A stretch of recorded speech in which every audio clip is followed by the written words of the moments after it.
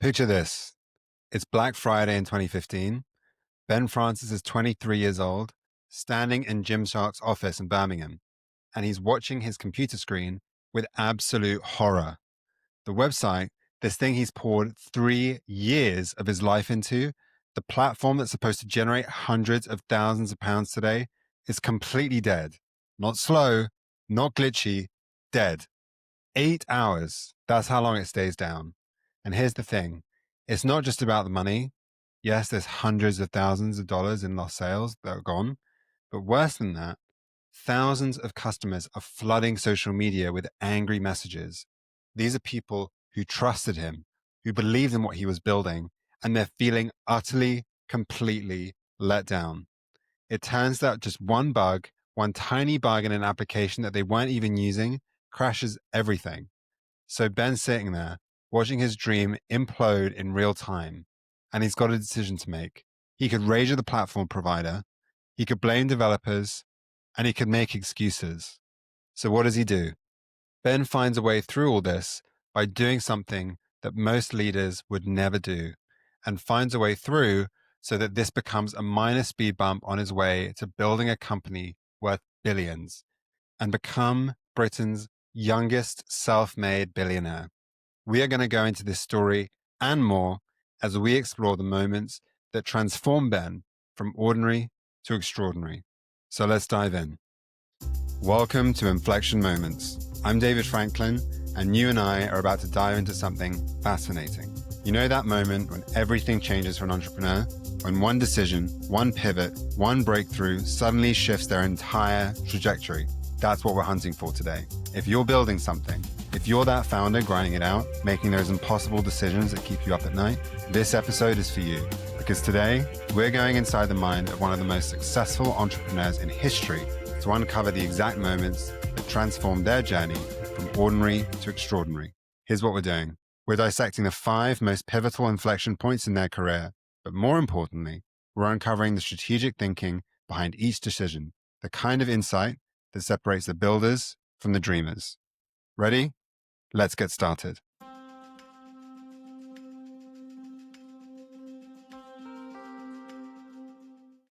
Before jumping into Ben's first inflection point, I want to give you some important context about what makes this guy so special. Entrepreneurial success stories in the UK are increasingly few and far between. The risk capital appetite, the institutional obstacles, disposable income among customers, all these reasons and more combine to make an already impossible task that much harder. More than that, Ben is still incredibly young. He's only in his early 30s. Most individuals in the UK that achieve the level of success Ben has take 30, 40, 50 years to get there. But Ben became a self-made billionaire in just 8 years. He is such a rare specimen, and he did it while bootstrapping the business from nothing. He had no connections, no generous investors from day one. He just does it through pure grit and hustle. So for the people who are out there who think they're too young, too inexperienced, and not connected enough to start a company and be successful doing it, this episode is for you. So let's get into it.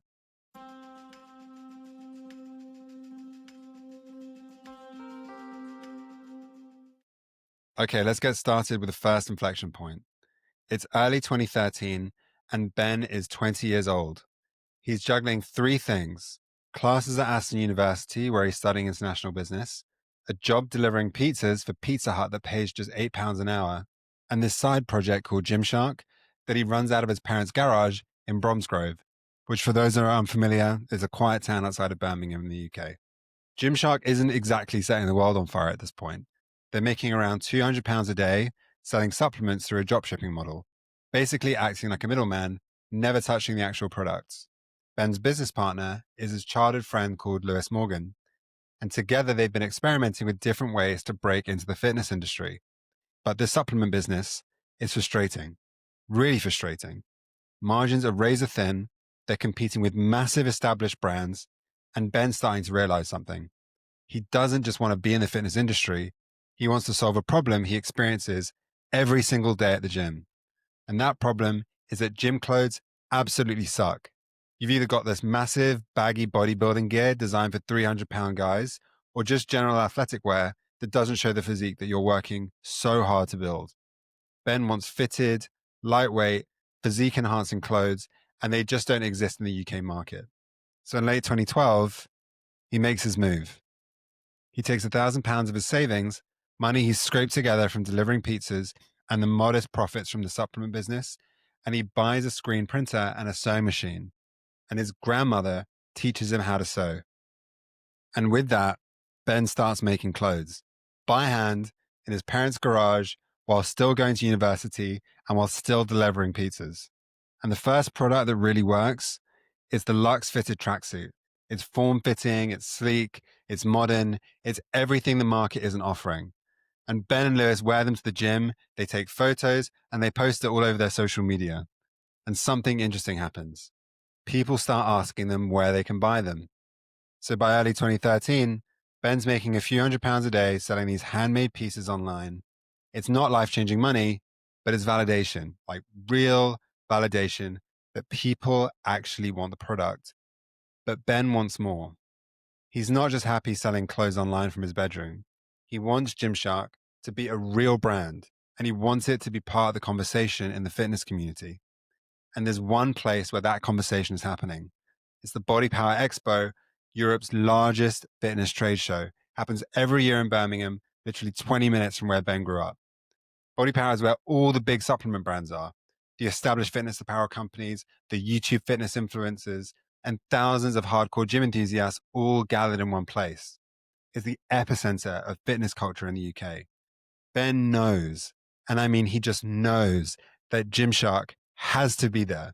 It's an intuition that doesn't make logical sense, but he cannot shake it. Ben will later say, I don't know what compelled us, but we knew we had to be there. But here's the thing. There's one massive problem. Ben and Lewis are broke. They're uni students. Ben's making £8 an hour delivering pizzas. Their business is maybe doing 300 quid a day in revenue, and most of that goes straight back into the materials and production.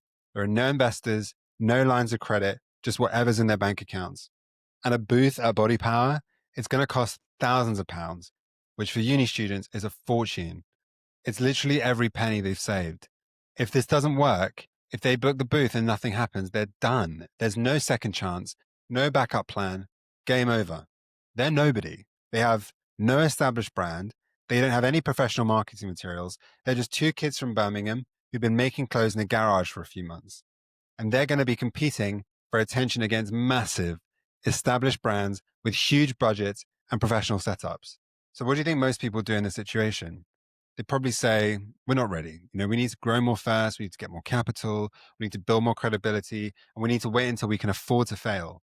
But Ben's thinking about it differently. He's not thinking about what could go wrong. He's thinking about what's at stake if they don't take this shot. So Ben and Lewis make this decision. They're going to go all in on BodyPower. So they scrape together the money they need for that booth. But they also make a few other critical moves that show just how strategically Ben's thinking, even at 20 years old.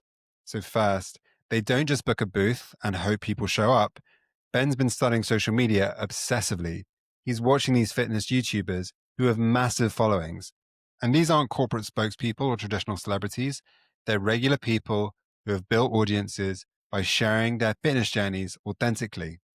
So Ben does something that in 2013, almost nobody else is doing.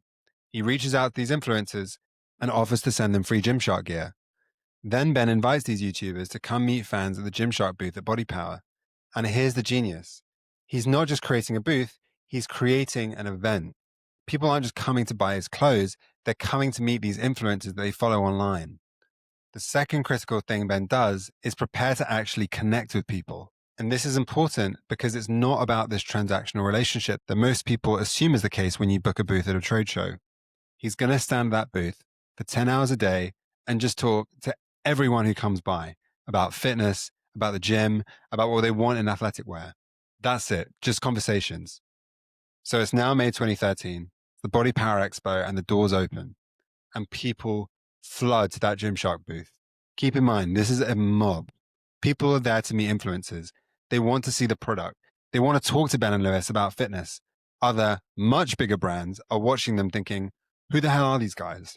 By the end of that weekend, Gymshark has sold out of everything they brought to that event. But the real explosion, that happens when they get home. Ben goes back to his parents' house and he switches the website back on. He'd actually turned it off during the event because they couldn't handle both the booth and the online orders at the same time. When he switches it back on, the Luxe tracksuit, the one that had gone viral on Facebook during the expo, starts flying off the shelves. In 30 minutes, they do £30,000 in sales. In 1 hour after the event ends, they process more orders than they'd done in the entire previous year. So naturally, the website crashes under all this traffic. But unlike the Black Friday disaster that's going to come 2 years later, the crash is actually a good problem to have.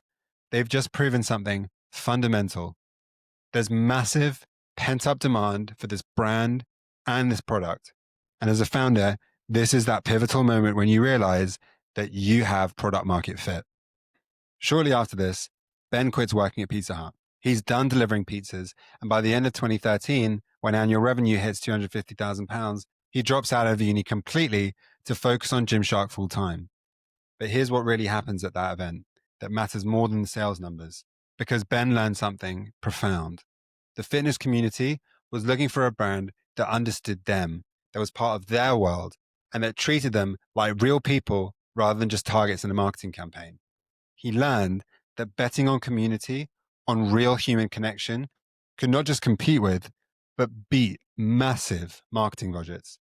That booth at BodyPower was essentially an investment that transformed Gymshark from a bedroom operation into a real business. And it validates the core insight that would guide every major decision Ben would make going forward. Community first, product second, and profits third.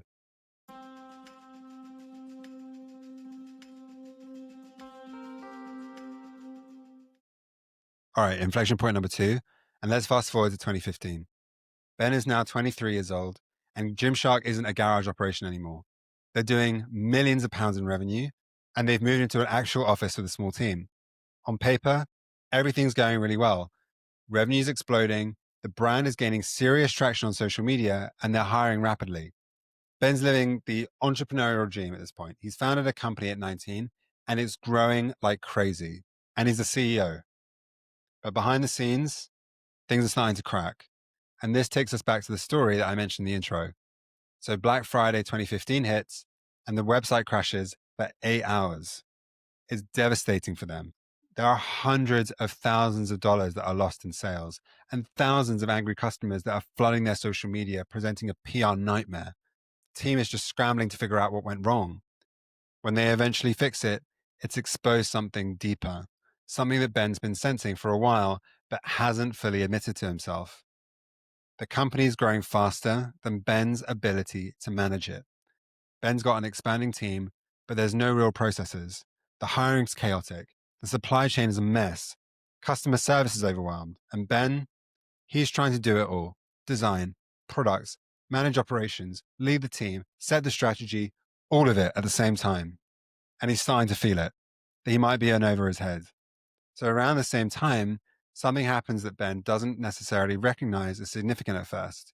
He's at the gym in Birmingham because even with everything else going on, he's still working out regularly. And he meets this guy called Paul Richardson. So they start chatting. And actually, Paul mentions something about his background.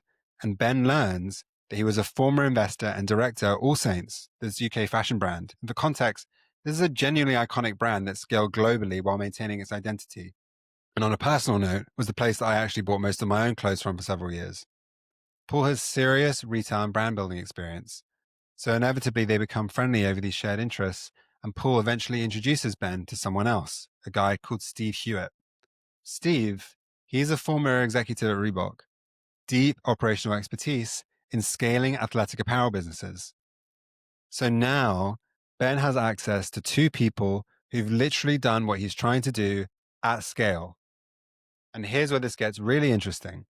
Around the same time that Paul and Steve are spending time with Ben and the Gymshark team, just observing, no official involvement yet, Ben makes a decision that's going to become one of the most pivotal moments in his story.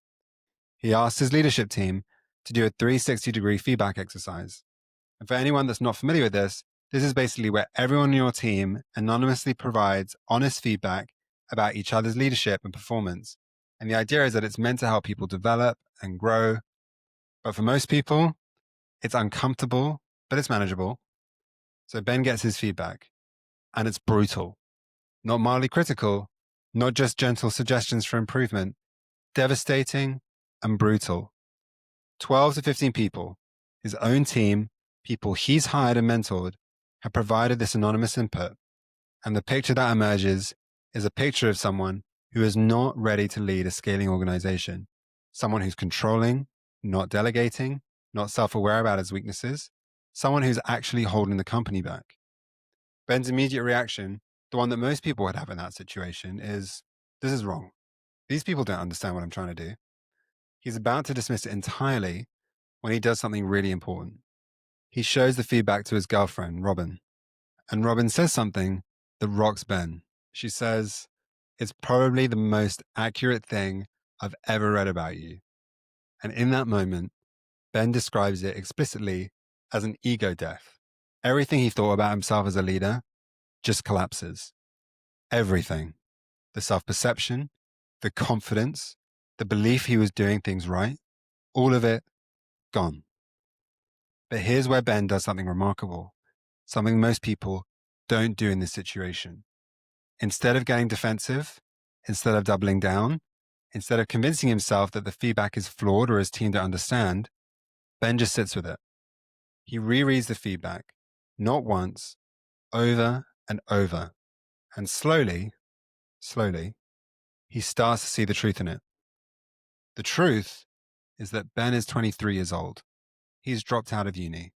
He's never worked at a real company. He's never had any management training. He's taught himself how to design, do products, do marketing. He's figured out everything on his own, which is amazing for getting a company off the ground. But now Gymshark needs something different. It needs real operational excellence, real processes, real leadership, the kind that comes from experience and not intuition. And Ben realizes something. I'm not that person, at least not yet. So here's the dilemma Ben faces. And this is a real dilemma. Ben's the founder. He owns the majority of the company. He's the face of Gymshark, the person in the Instagram posts, the one doing the media interviews. He's poured everything into building this from nothing. And the conventional wisdom, the wisdom from Silicon Valley and the startup world, from every business book, it's crystal clear. Founders should never give up that CEO role. Being a founder CEO is the gold standard. Investors love it. The narrative loves it.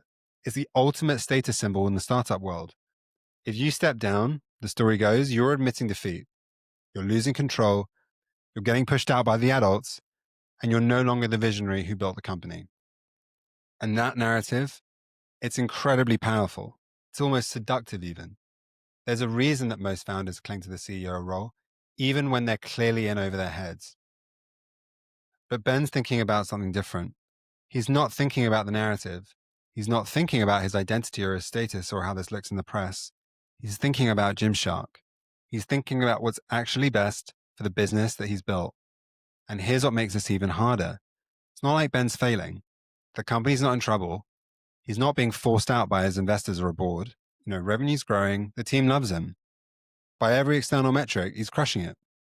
So the question becomes, why would you voluntarily give up power when you're winning? Think about that. Why would you?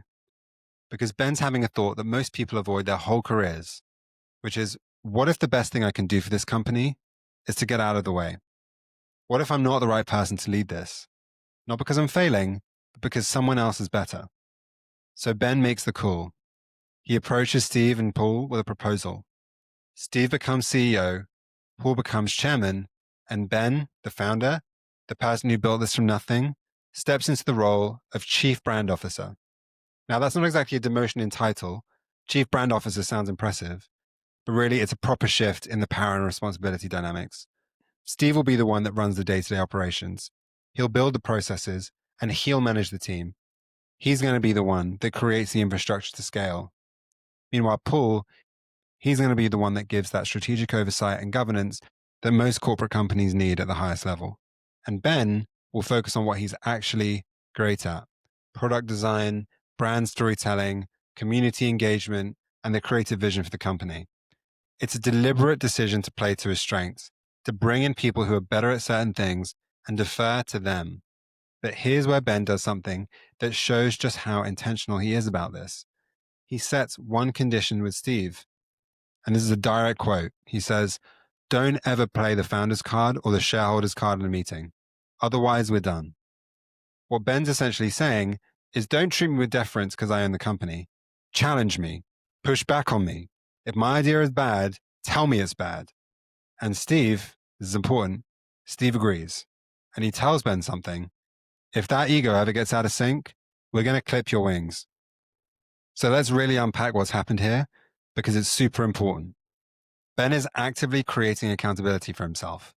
He's putting people in place who have explicit permission to challenge him. He's recognizing that his natural tendencies to want control, to think that he knows best because he's the founder, could actually destroy what he's built. Think about how rare that is. Most founders at 23, with a fast-growing company, with success and validation, they're looking to consolidate power. They're surrounding themselves with yes men. They're creating these inner circles that affirm them rather than challenge them. But Ben's doing the opposite. He's essentially saying, my job is to become the CEO this company needs, but I'm not that person yet. So I'm going to put the right people in place to run the company while I learn. From 2015 to 21, 6 years, Steve serves as the CEO of Gymshark, and the company's revenue, it goes absolutely ballistic. When Steve joins, Gymshark is maybe doing £10 million in revenue. By the time Ben returns as CEO in 2021, it's doing over £400 million. The company goes from 8 employees to over 500. They become unicorns, valued at over £1 billion without taking any external investment until 2020. They expand globally, with the US becoming their largest market. But here's what's really happening during those 6 years. Ben is learning. He's working closely with Paul and Steve. He's watching how they make decisions, how they think about strategy, how they build culture, and how they communicate vision. Ben's becoming obsessed with self-development. He's reading. He's working with coaches. He's actively trying to address every weakness identified in that 360 feedback. In his blog, Ben writes about this period. He says, looking back, it seems like a very obvious decision. I received a lot of credit for bringing those people in and removing myself from the chief exec role so that Steve could properly manage the day-to-day of the business. But then he adds something really important. He says, I remember at the time, there was only a small number of people working at Gymshark and they questioned my decision, but ultimately my gut instinct told me it was the right thing to do. At the time, people questioned it, including people on his own team, but Ben's gut told him that it was the right thing to do. By 2019, after 4 years of working together, Steve Hewitt sits down with Paul Richardson and Ben, and he tells them something really important. Steve says, I don't think I'm the right person to lead Gymshark into its next phase of growth. And the company needs to think differently about how it expands internationally, about building a 100-year brand, and about competing on a truly global stage. And crucially, Steve thinks Ben is now ready. In August 2021, Ben returns as CEO. He's now 29 years old. He's spent 6 years learning from world-class operators. He's developed the self-awareness he lacked at 23. He's built the leadership skills he didn't have, and he's learned what it means to delegate, to empower others, and to think strategically rather than operationally.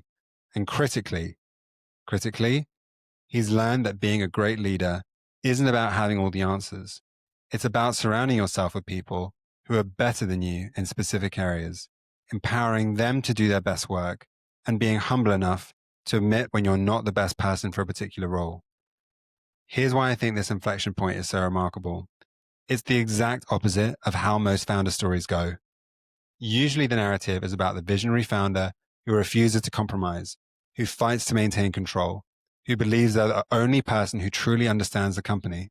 I mean, think about the Larry Ellison example we did just a few weeks ago. That's the hero narrative, and that's what most people celebrate. But Ben's story is different. He chose to give up control at the moment when the company was succeeding and not failing. He chose to become a student when he could have remained the boss. And that decision, that willingness to put his ego to one side to support the needs of the business, may have been the single most important factor in Gymshark's ability to scale from a £10 million company to a $1 billion empire.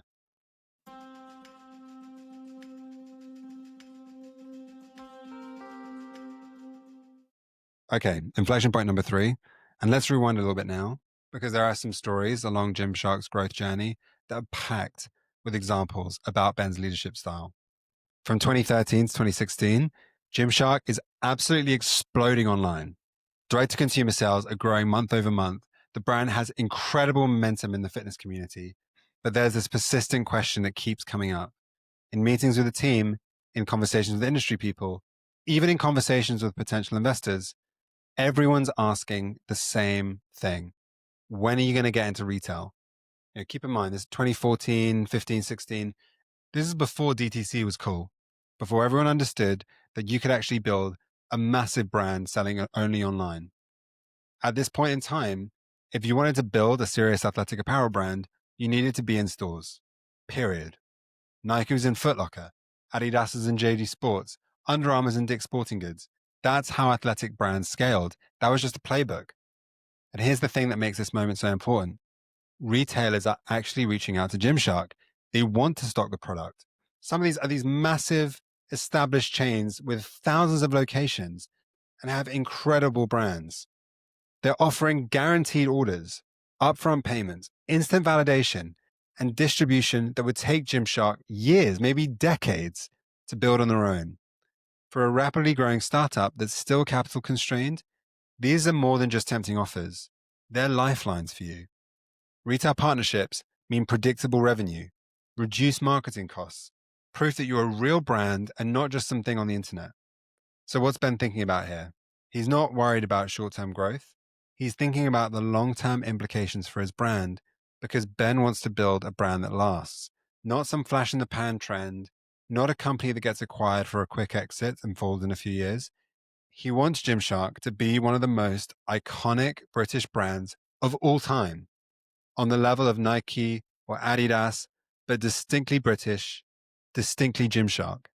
Something that in 50 years, people will still look back on and say, that is a legendary brand. And Ben's starting to form a thesis, a real strategic hypothesis about how brands are actually built in the 21st century. And it's a different one from ones that have succeeded over the last 30, 40, 50 years. He's watching what social media is doing. For the first time in business history, you can have an ongoing, direct conversation with your customers. You get immediate feedback and you can build a community. You can literally co-create products with the people who use them. But traditional retail breaks that connection. It completely breaks it. When you sell through retailers, you lose that customer relationship. You don't own the data and you can't communicate directly. You're completely dependent on the retailer's merchandising decisions, their pricing strategy, how they present your brand, how they do customer service. Ben's also watching what happens to other fitness brands. They go into retail, they become dependent on wholesale revenue, and then inevitably, the retailers end up with all the leverage. The brands are forced to compete on price. They're racing to the bottom, and they lose what made them distinctive in the first place. And eventually, you lose all your pricing power because you stop being a brand and you start to become a commodity. And Ben's thinking, that is the polar opposite of what I want Gymshark to be. So he starts asking himself this question. What if Gymshark never went into retail? What if it stayed purely direct to consumer? And what if we built the entire business around owning the customer relationship end to end? And what if that was actually the competitive advantage? But here's the issue. And I want to be really honest about this because this is what makes this decision actually meaningful. It's a massive risk. The safe path, the conventional wisdom path, it's crystal clear. Take the retail deals, get the guaranteed revenue, scale faster, de-risk the business by not being dependent on any one channel. And every advisor, every industry expert, every person who's scaled a retail business is telling Ben the same thing. You need retail. That's supposedly the view on how athletic apparel works. You're leaving money on the table and you're limiting your growth potential. Now keep in mind, Ben is 22, 23 years old. This is his biggest bet yet. The company's generating real revenue now, millions of pounds. There are people depending on him, early employees who took a risk to join Gymshark. His co-founder Lewis has invested all his own capital in it. If Ben's wrong about this, if he needs retail to scale and he's turning it down out of pride or stubbornness, he could be making a mistake that costs the company everything. and he can't prove he's right. There's no blueprint for building a billion-dollar athletic apparel brand purely through DTC. It's never been done at scale. The conventional wisdom says it can't be done. So Ben's facing this genuine conflict between the safe, proven path and a bet on a thesis that he believes in but has no evidence it actually works. So Ben makes the call, and it's not a temporary not yet. The call is no retail ever. They're going direct to consumer. They're going to own the customer relationship end to end, and they're going to build all the systems and processes around that model. Here's how he explains it in an interview later. He says, "We thought the future of brands was a community-focused, direct-to-consumer model. The old model led to slow, cumbersome brands that don't truly understand their customers because you'll always have the layer of retail between." So to actually make this work, because saying we're staying DTC is different from building the business to support that, Ben has to double down on a few things at the same time. First, the website and digital experience, it has to be world-class. If they're asking people to only buy online, the e-commerce experience can't be just good. It's got to be exceptional. It's got to be faster than retail, easier than retail, and more delightful than retail. This means continuously investing in your technology and your infrastructure, which is what eventually leads to them trying to upgrade off Shopify and build a custom platform, and which is what actually causes that Black Friday crash 2 years later. But it's the cost of this strategy. Second, they need to get even more aggressive with influencer marketing and social media. If they don't have the visibility of being in retail stores, they have to completely dominate the digital fitness space. This means expanding the athlete program, investing more in content creation, and treating Instagram and YouTube almost like distribution channels in and of themselves. It means the product has to look incredible in photos and video because that's where it's going to live. And third, they need to obsess over the direct relationship with customers, not just as transactions, as real relationships. So Ben does something quite unusual. He commits to reading customer feedback personally. They build out customer service to be responsive and personal and not automated. They create experiences, pop-up events, tours that bring the community together in real life. And they maintain the control over every aspect of the customer experience, from the product design to the photography, to the unboxing experience, to the follow-up emails. Everything is distinctly Gymshark all the way through. So putting this all together, they're not just selling clothes, they're delivering an experience, a relationship, a community. By staying DTC, Gymshark achieves something that's almost unheard of. Even as they grow to over 600 million in annual revenue, 96% of their sales still come through own channels. So think about what that means. Think about how unusual that is. Nike does billions through third-party retail. Adidas does billions through wholesale. Almost every major athletic brand is heavily dependent on retailers for their distribution and revenue. But Gymshark builds an empire by going directly to their customers. And in doing so, they maintain profit margins that are significantly higher than industry averages because they're not giving up 40 or 50% of the retail price to wholesalers. They're keeping that. But here's what matters more than margin expansion. It's the integrity of their brand. When you buy from Gymshark, you're buying from Gymshark, not a department store where the product's sitting next to 20 other brands, getting no context, with no story and no soul. The entire journey is curated. It's intentional. Distinctly Gymshark. You get the brand story, the community, the values, the care that went into that product. And this pays dividends in ways that are honestly hard to quantify. Customer lifetime value is significantly higher because Gymshark controls the entire journey. They can do personalized email marketing. They can offer exclusive early access to new products for loyal customers, and they can build a sophisticated loyalty program. They also maintain incredible agility. When they want to launch a new product, they can go from concept to customer in months, getting immediate feedback and iterating quickly. Whereas traditional wholesale brands, they're working on 12 to 18-month cycles, trying to forecast demand 2 years out, committing to production runs, and hoping that retailers will actually stock their product. That's a massive structural advantage for Gymshark. They can respond to trends faster, they can get customer feedback in real time, and they can fail fast and iterate without millions of units sitting in retail inventory. Now, I should clarify, Gymshark does eventually open physical stores, starting with their Regent Street flagship in London in October 2022. And in 2025, they partner with Dick's Sporting Goods in the US. But, and this is crucial, these are intentional moves on Gymshark's terms. They choose the locations. They control the retail presentation. They partner with premium partners who respect the brand, and retail remains a tiny fraction of total revenue. This is not the same as what Ben said no to back in 2014. Back then, major retailers wanted to distribute Gymshark's products widely in their own way, on their own terms, and with their own price points. What Gymshark does now is open flagship stores that are extensions of the brand. That's completely different. So, what's the broader lesson that founders can take from this inflection point? It's about having conviction in your strategy, even when it goes against conventional wisdom. Ben looked at what everyone else was doing. He looked at the traditional playbook for athletic apparel and he asked himself, does that make sense for us? And does that align with what makes Gymshark special?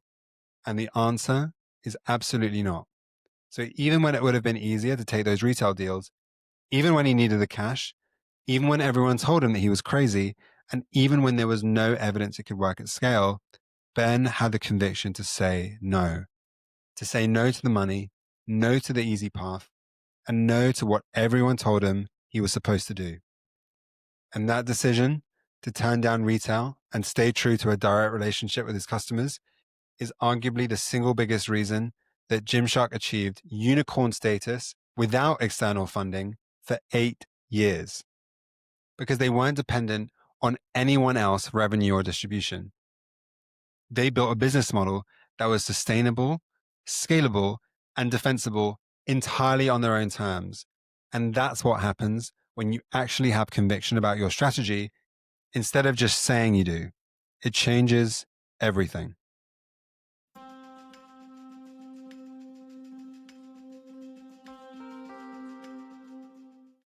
Sticking with these early years of Gymshark, there's an important inflection point on what it means to build a brand in the modern world.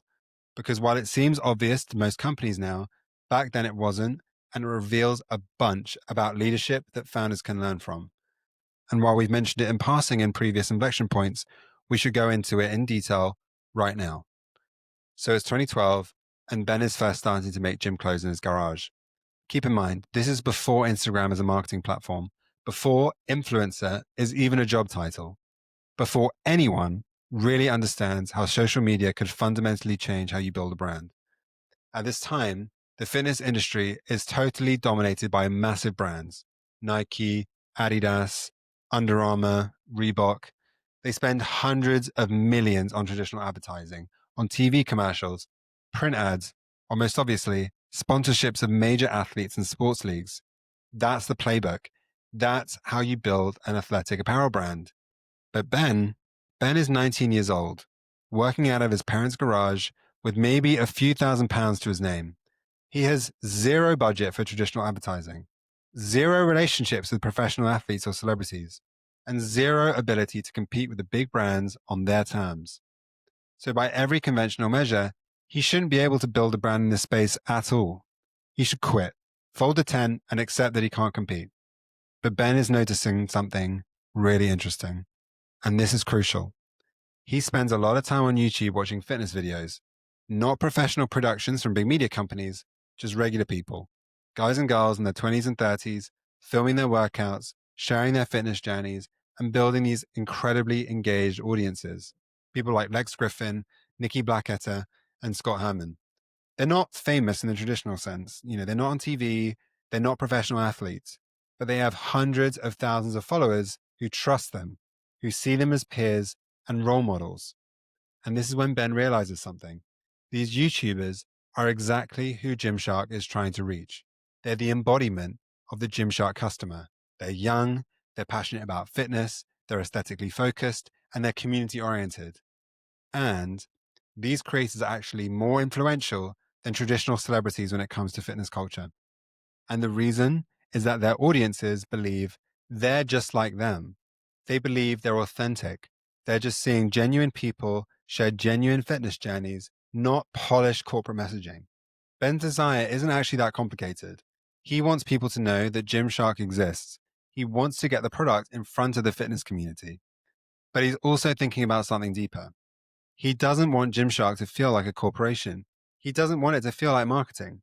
He wants it to feel like a community, like a movement. He wants people to feel like they're part of something, not just buying workout clothes, part of a real community of people who care about fitness, who care about physique, who get it. And there's this authenticity question that's really important to him. Ben is not a marketer pretending to understand fitness culture. He is fitness culture. He's at the gym every single day. He's watching these YouTube videos as a fan. He genuinely admires these creators. So when he thinks about getting Gymshark out there, he's not thinking, how do I advertise these people? He's thinking, how do I connect with people in the community that I'm already a part of? But here's the problem. Ben has no money for marketing. Zero. Professional athlete sponsorship costs millions. Traditional advertising campaigns cost hundreds of thousands. Even paying for Instagram ads or Facebook ads is expensive when you're bootstrapping. He's facing this classic chicken and egg problem that every startup faces.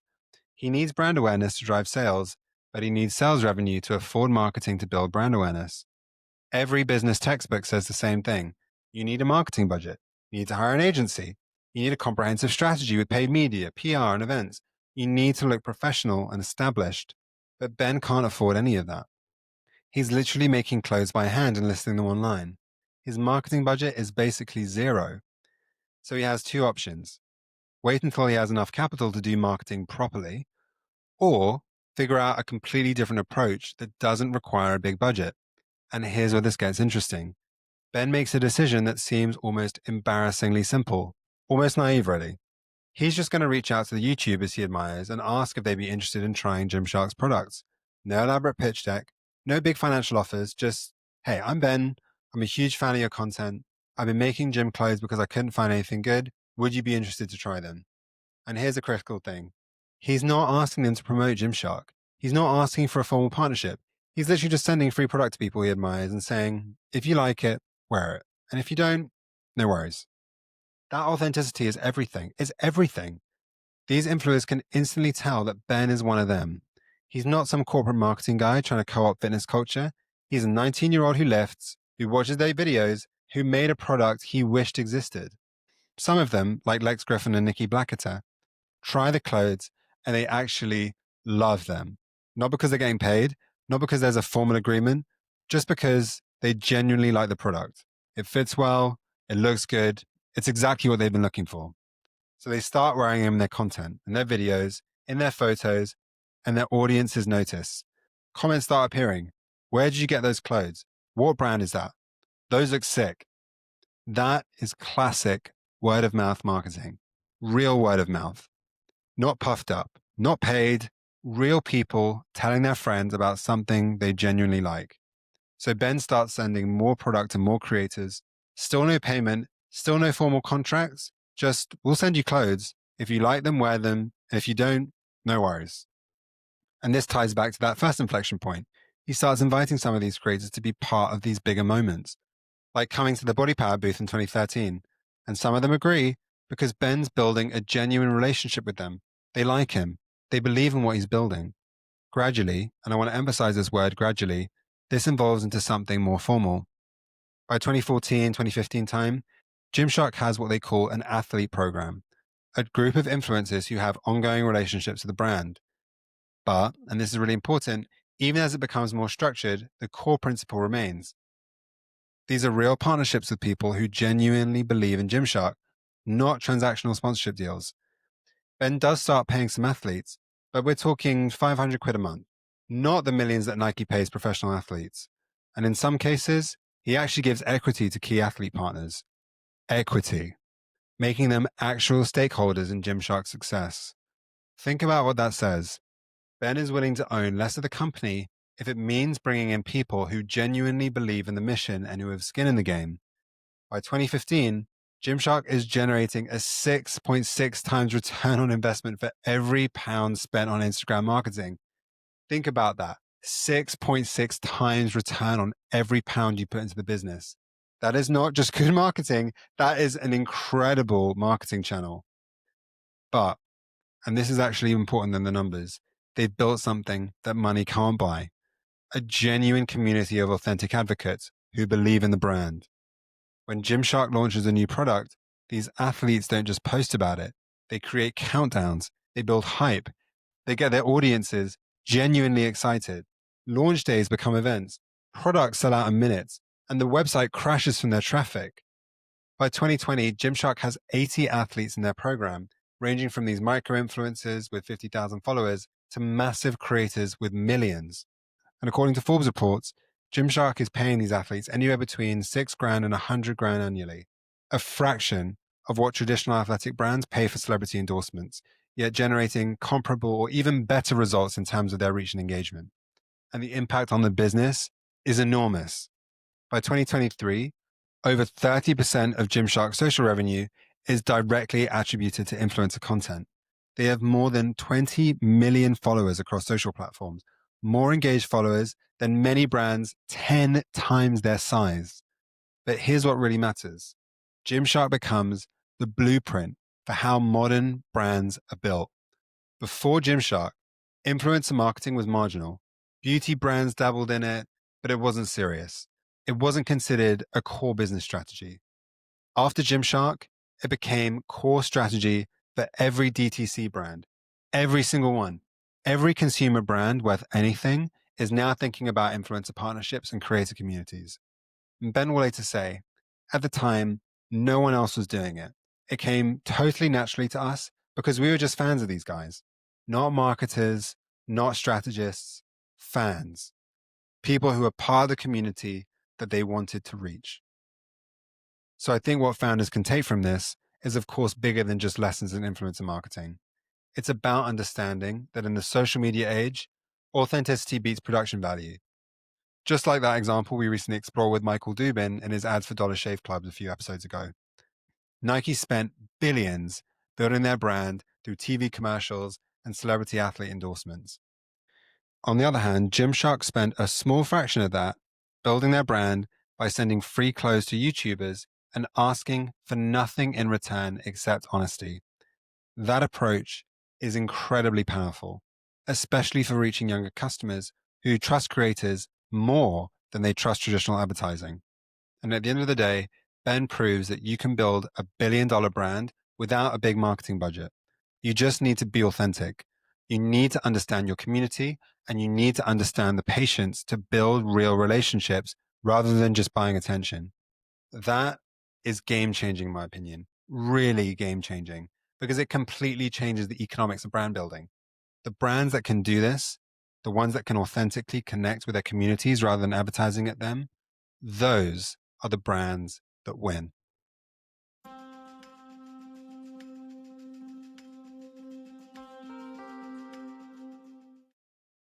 Okay, let's move on to the fifth and final inflection point. We're now in August 2020, and the world is in the middle of the COVID-19 pandemic. Gyms are closed, the economy is uncertain, many businesses are struggling to survive. Meanwhile, Gymshark is thriving. Revenue is exploding. It's up 50% year over year, and they're generating around £260 million in annual revenue. With gyms closed, people are working out at home and they're buying more activewear. The athleisure trend is accelerating everywhere you look. And here's the remarkable part. Gymshark has made this transformation from a little garage operation to our 260 million revenue business without a penny of external investment. Zero VC funding, zero private equity. Ben and the early team, including his co-founder Lewis Morgan, have bootstrapped this entire thing. Keep in mind, this is incredibly rare. Most startups take venture funding within the first few years. Silicon Valley's conventional wisdom is crystal clear. You need outside capital to scale quickly, to hire the best people, to invest in technology and infrastructure. But Ben has resisted. He's wanted to maintain control, build on his own terms, not be beholden to investors pushing for a quick exit or forcing decisions that compromise the brand. However, by mid-2020, the situation is different. Gymshark has proven the model works. They've built a real business with strong unit economics and genuine profitability. And now they're starting to think about the next step, true global expansion, in particular in the US and Asia. To do that at the pace and scale they're envisioning, they need capital.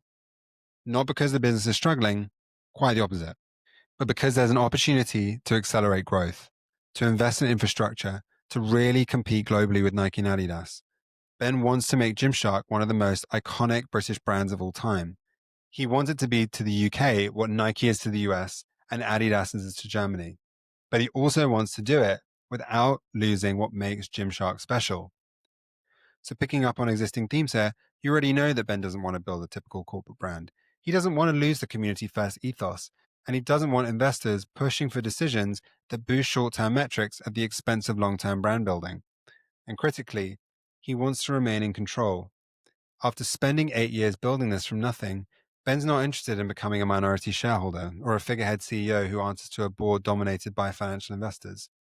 So the question becomes, how do you access capital without giving up control? How do you get growth investors excited about your company when you're not willing to give them board control or operational influence? And really, the challenge is finding the right partner. Most private equity firms, they want significant control. They want board seats. They want to install their own management teams. They want operational influence because they're optimizing for a return on their own investment within 3 to 5 years. And that often means pushing for an exit, either an IPO or a sale to a strategic buyer. So Ben meets with a lot of investors. He's hearing pitches from other major PE firms, from growth equity funds, from strategic investors. And some of these offers, they're pretty aggressive. They want to take a large stake, bring in their own people, push Gymshark to scale even faster, even if it means compromising on their values. There's also the Lewis Morgan situation. Now remember, Lewis is the co-founder and Ben's childhood friend, and he's decided that he wants out of the business. They've grown apart in terms of their vision for where Gymshark should go, and ultimately, Lewis wants to pursue other things. So any deal structure needs to allow Lewis to sell his stake entirely. So Ben's facing this seemingly impossible situation. He needs capital and wants to find a partner, but most investors want terms that would take control away from him, and his co-founder is exiting at the same time. So let's explore how you navigate a situation like that. Ben and the Gymshark team eventually identify an investor as the right partner, and this partner is General Atlantic. For context, General Atlantic is a very prominent growth equity firm with specific expertise in consumer brands. They've worked with big companies like Tory Burch, Zimmermann, Depop, brands that have scaled globally while keeping their distinctive identity. And critically, General Atlantic's model is totally different from traditional PE. They take minority seats in founder-led businesses and support them over the long term because they're not looking for control. They're looking to back visionary founders with capital and expertise while letting the founders remain in charge. Now, this isn't just wishy-washy corporate stuff. This is actually one of General Atlantic's core beliefs, which as a direct quote is, "We partner with exceptional founders and entrepreneurs. We don't replace them." That's a completely different value system than traditional PE. So Ben negotiates a deal structure that's extremely unusual for a business of Gymshark scale. General Atlantic takes a 21% stake for approximately $300 million. $300 million for 21% means the company is being valued at approximately $1.5 billion. And Ben actually increases his ownership stake to over 70%. So how's that possible? How does Ben increase his stake while bringing on a new investor? So keep in mind, Lewis exits completely as part of this deal, selling his entire stake.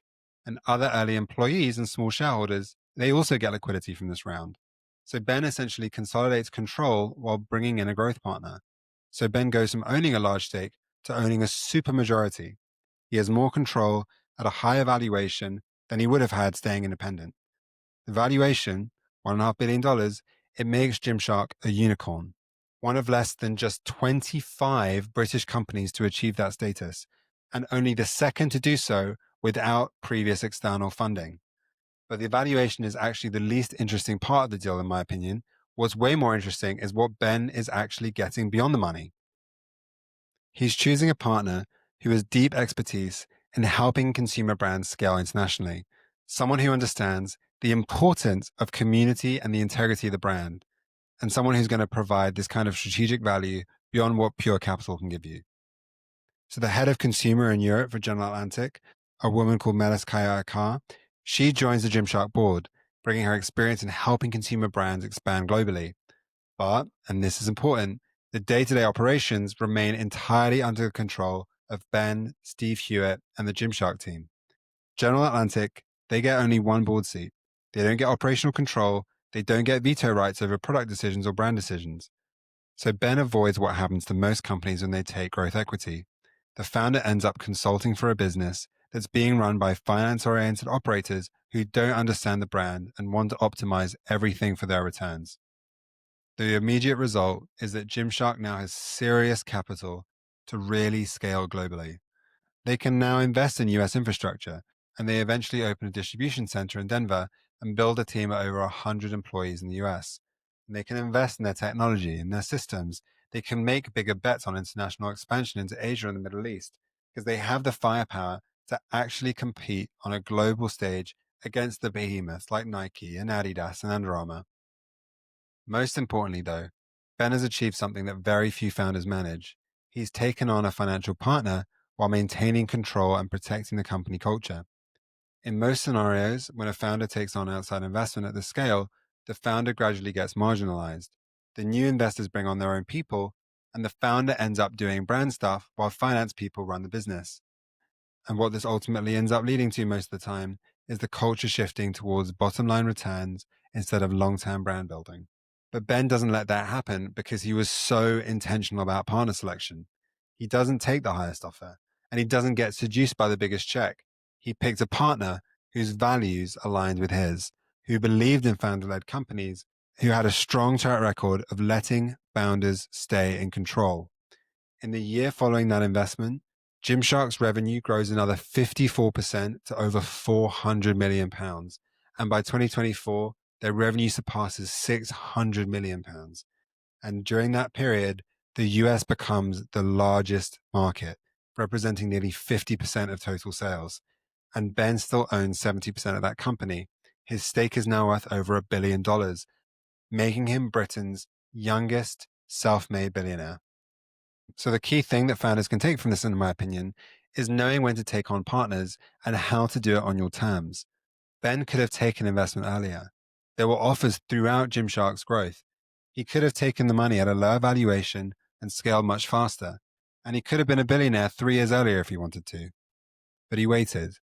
He waited until he had enough leverage and clarity of vision to find the right partner at the right valuation on the right terms.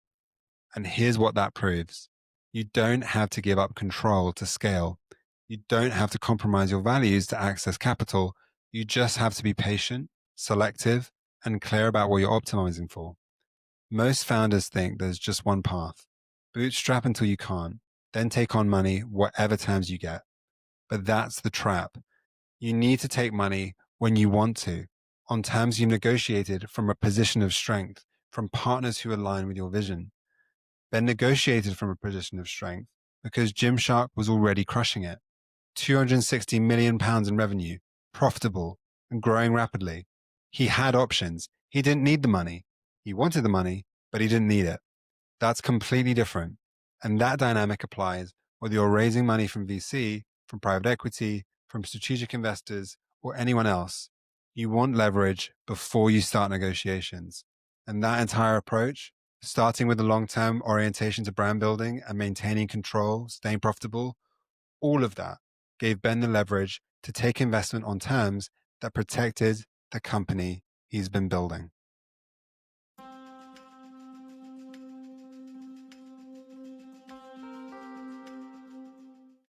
All right, so we've just walked through 5 pivotal moments in Ben's journey with Gymshark. Now let's step back and look at the common threads, because there are patterns here, real patterns that reveal something fundamental about how Ben thinks about decision-making and strategy. And the first common thread I notice is this idea of putting the community first. Every single inflection point we just discussed comes back to the same principle: community first and profit second.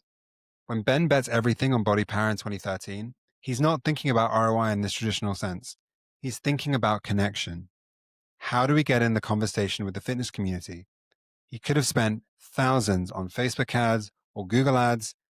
Those would have generated measurable returns. But instead, he spent it on a booth where he could talk to people face to face for 10 hours a day. When he builds the influencer strategy, he's not running a cost per acquisition analysis.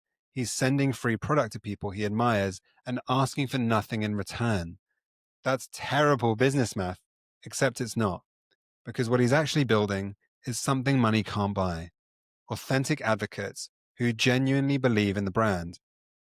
people who aren't being paid to promote Gymshark, people who are doing it because they actually love it.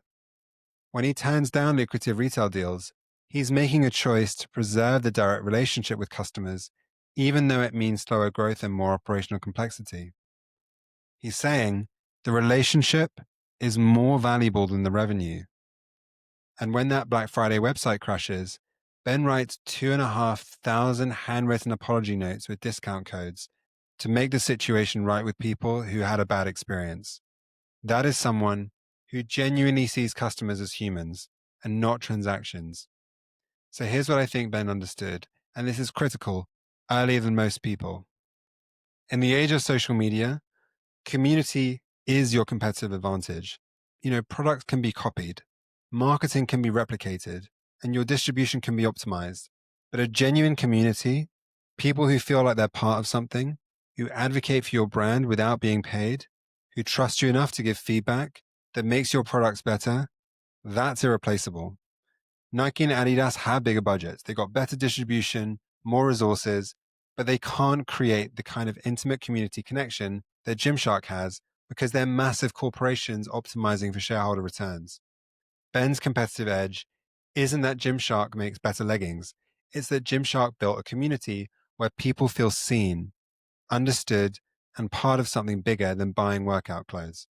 And as a founder, the key takeaway here is that in a world where everyone's trying to scale faster, automate more, and optimize for efficiency, there's enormous value in doing things that don't scale, that feel personal, and that prioritize relationships over transactions.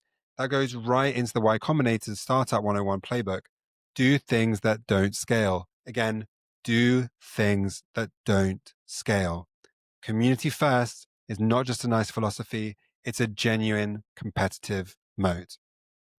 The second common thread is about something even more fundamental, this extraordinary level of self-awareness that Ben developed and his willingness to put his ego to one side in support of what's best for the business. So think about that decision to step down as CEO at the age of 23. That's truly extraordinary self-awareness. You're the founder. You built this from nothing. The business is growing like crazy. You've got validation, you've got success, and you've got momentum. And you voluntarily give up the top job because you're honest enough with yourself to say that I'm not the best person for this role right now. Most founders can't do that. Most people can't do that because their identity is wrapped up in being CEO. They tell themselves stories about how they're the only person who truly understands the company, who has this vision, and who can lead it to greatness. And often, that ego-driven attachment ends up destroying what they built. But Ben's different. When he gets that devastating 360 feedback, he has every reason to dismiss it. He could say, these people don't get it. They're not seeing the bigger picture. They're threatened by my success. He could rationalize, he could fight back, and he could double down. But instead, he sits with it and he accepts it and he uses it to create a self-development plan. He brings in people who are explicitly empowered to challenge him to clip his wings when his ego gets out of control. Think about that. He's creating these accountability structures for himself because he knows his own weaknesses. How many people do that? How many founders do that? This level of self-awareness is incredibly rare, especially for someone in the early 20s. And I think it comes from a fundamental belief that Ben has, that business is more important than his personal ego. His job is to make Gymshark successful, not to preserve his own sense of being this visionary founder CEO. As a founder, the big takeaway here is that the most dangerous thing in leadership is self-deception. You start believing your own narrative. You start thinking you're smarter than you are, and you start dismissing feedback because you're winning. Ben's superpower isn't that he's the smartest person in the room, or the best operator, or the most creative visionary. It's that he's honest about his weaknesses and proactive about addressing them. He builds teams that compensate for his gaps. He seeks feedback even when it's painful, and he makes decisions about what's best for the business, not what protects his ego. If you're building something, the question isn't, am I the best person for the role? The question is, what does this business need? And how do I make sure it gets it? Whether that's me or someone else. And that's what separates people who build something big from people who build their own ego. And the third thread is about having conviction in a long-term vision, even when the short-term incentives and pressures are pushing you in a different direction. When Ben turns down retail deals, every short-term signal is telling him he's making a mistake. He could get immediate revenue, he could de-risk the business, and he could get validation from the industry. But he has the conviction that direct-to-consumer is the right model for building the kind of brand he wants to create. So he stays true to that, even though it's harder. When he resists taking outside investment for 8 years, he's saying no to easy capital. He's saying no to money that would let him grow faster. He's bootstrapping because he believes that maintaining control and building on his own terms is more valuable than accelerating growth by a year or two. When he finally does take that investment, he structures it to maintain majority ownership, even though he could have gotten more money with a different deal structure. And it shows that he's optimizing for this long-term control and not short-term liquidity. And throughout all of this, throughout every decision, he's consistently talking about building this 100-year brand. Not a company to flip in 5 years, and not a business to take public and cash out. A brand that will outlive him. This long-term orientation shapes everything. Is why he can write 2,500 handwritten notes when a form email would be much faster. Is why he can invest in community events and athlete relationships that don't have immediate ROI. And it's why he can make those decisions that hurt short-term numbers but generate long-term brand equity. So as a founder, the lesson here is that most people talk about playing the long game, but when faced with the choice between those short-term gains and the long-term positioning, they take the short-term option. But Ben's different. He's actually willing to put those short-term wins to one side to protect that long-term vision. And that's rare, really rare, when you really look at those in the weeds of running a business. If you actually have a vision for where you want to be in the next 10 or 20 or 100 years, then a lot of decisions become clearer. Not easy, but clearer, because you have a filter for evaluating everything.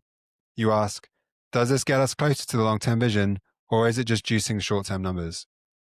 So here's what I find fascinating about all this, and I think this is where the real insight lives. These three threads reinforce each other. The long-term vision makes it easier to prioritize your community. And if you're building a 100-year brand, you're not optimizing for quarterly returns. You're optimizing for sustainable, defensible competitive advantages. And community is infinitely more sustainable than extracting short-term value. That self-awareness that Ben has, it enables better decision-making. Because when you're honest about your weaknesses, you can get the right people in the room to compensate for them. You can build an organization that's actually optimized for success, not just for your ego. And the community focus creates a sustainable edge that actually pays off over time.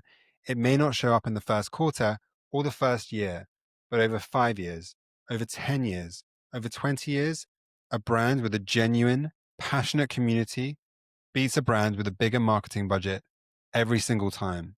So Ben didn't build Gymshark by being smarter or more talented than everyone else. He built it by being clearer about his values, more honest about his weaknesses, and more committed to a long-term vision than most people are willing to be. And that's actually the most teachable lesson here. It's not about being a genius or about being disciplined. It's about having the conviction and the courage to stay true to it, even when everyone tells you you're making a mistake.